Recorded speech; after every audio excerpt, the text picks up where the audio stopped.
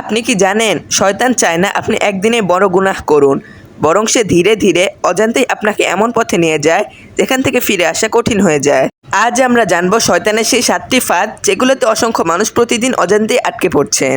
শেষের ফাঁদটি সবচেয়ে বিপজ্জনক, তাই ভিডিওটি শেষ পর্যন্ত দেখুন। শয়তান প্রথমে বলে এটা তো ছোট একটা ভুল, কিন্তু ছোট ছোট গুনাহ জমতে জমতে হৃদয়কে কঠিন করে দিতে পারে।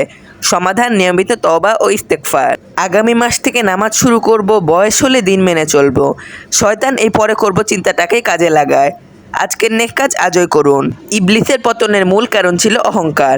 সে নিজেকে আদম আলাইহিস-সালামের চেয়ে শ্রেষ্ঠ মনে করেছিল, তাই বিনয় একজন মুমিনের বড় গুণ। রাগের মুহূর্তে মানুষ এমন কথা বা কাজ করে ফেলে যার জন্য পরে অনুতপ্ত হয়। তাই রাগের সময় থেমে যাওয়া, স্থান পরিবর্তন করা বা ওযু করা এসব ইসলামী শিক্ষার অংশ। শয়তান চায় আপনি ভাবুন আল্লাহ আমাকে ক্ষমা করবেন না, অথচ আল্লাহর রহমত থেকে নিরাশ হওয়া উচিত নয়।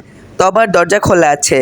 ভালো কাজ করেও যদি মানুষের প্রশংসাই লক্ষ্য হয়, তাহলে সেই আমলের সব নষ্ট হওয়ার আশঙ্কা থাকে। তাই নিয়তকে বারবার শুদ্ধ করুন। শয়তানের সবচেয়ে বড় লক্ষ্য হলো মানুষকে আল্লাহর স্মরণ, কুরআন, দোয়া ও সালাত থেকে দূরে সরিয়ে রাখা। যত দূরে যাবেন তত সহজে সে আপনাকে প্রভাবিত করতে পারবে। এখন নিজেকে একটি প্রশ্ন করুন, এই 7টি ফাঁদের মধ্যে কোনটিতে আমি সবচেয়ে বেশি দুর্বল? আজই আল্লাহর কাছে তওবা করুন এবং পরিবর্তনের নিয়ত করুন। আল্লাহ আমাদের সবাইকে শয়তানের কুমন্ত্রণা থেকে হেফাজত করুন। আমিন। ভিডিওটি ভালো লাগলে চ্যানেলটি সাবস্ক্রাইব করুন।